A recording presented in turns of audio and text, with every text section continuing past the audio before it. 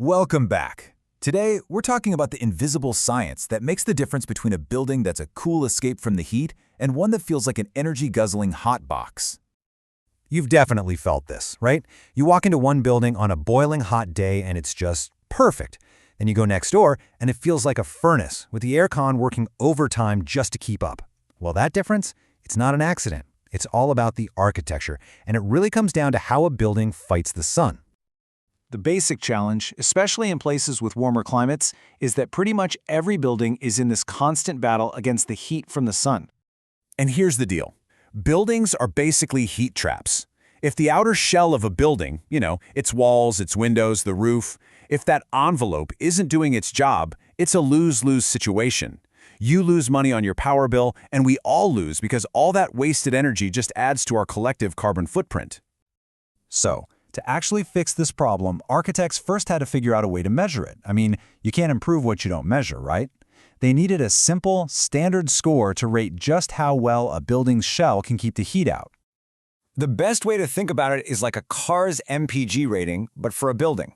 It's one single number that tells you exactly how good that building is at fighting off the heat.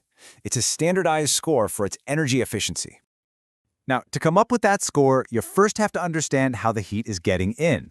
It basically attacks a building in three main ways. First, it just seeps right through the solid walls. That's conduction.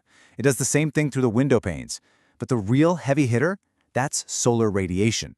Sunlight literally streaming through the glass and heating up everything inside like a greenhouse. So to fight back against this, regulators came up with two really important standards: ETTV and RTTV.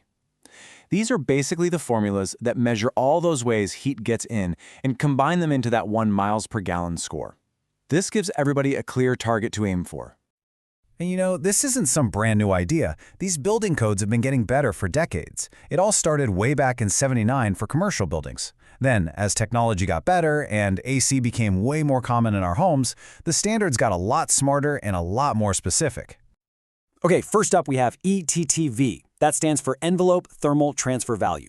This is the one that applies to commercial buildings. So think offices, shopping malls, hotels. Places where the air conditioning is blasting all day during business hours. And here it is, the magic number, 50 watts per square meter.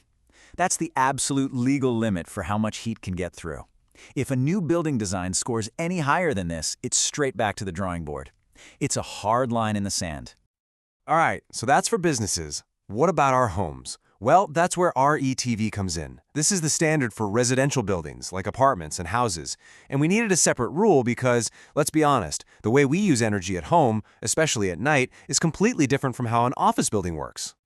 Now check this out. The limit for our homes is just 25 watts per square meter. That is half the limit for a commercial building. It's a way stricter standard. So what's the deal? Why the huge difference? Well, it's actually pretty simple. ETTV is designed around daytime AC use, when offices are full. But RETV, that's built around the idea of nighttime use in our homes. The thinking was that being comfortable while you're trying to sleep is way more critical, so the standard for our homes had to be twice as tough. Makes sense, right? Okay, so we've covered the walls and the windows. But what about the single biggest surface of a building that's just getting blasted by the sun all day long? Yeah, we need to talk about the roof. Get this. Because a flat roof is pointed directly at the sun for most of the day, it can absorb up to 3 times more radiation than a vertical wall. Seriously. Without its own set of rules, the top floor of any building would be practically unlivable. And that is exactly where RTTV comes in. It's another specific standard, a lot like ETTV, but it's designed just to measure heat gain through the roof, especially when you have things like skylights in the mix. So all these different acronyms, ETTV, RETV, RTTV, they're all built from one single fundamental concept, something called the U-value. The best way to think of the U-value is as the basic ingredient. It's the performance score for a single piece of material, like one pane of glass or one concrete block. And the most important thing to remember here is super simple. For U-value, lower is better. A really low number means that material is great at resisting heat flow. It's a fantastic insulator. Architects then combine all the U-values of all the different materials in a wall to get its total score. Okay, I know. We've waded through a whole alphabet soup of acronyms and numbers. So let's tie this all together and talk about why this invisible science has a very, very real impact on all of our lives. So, why should you care about all this? Well, first, it saves you money.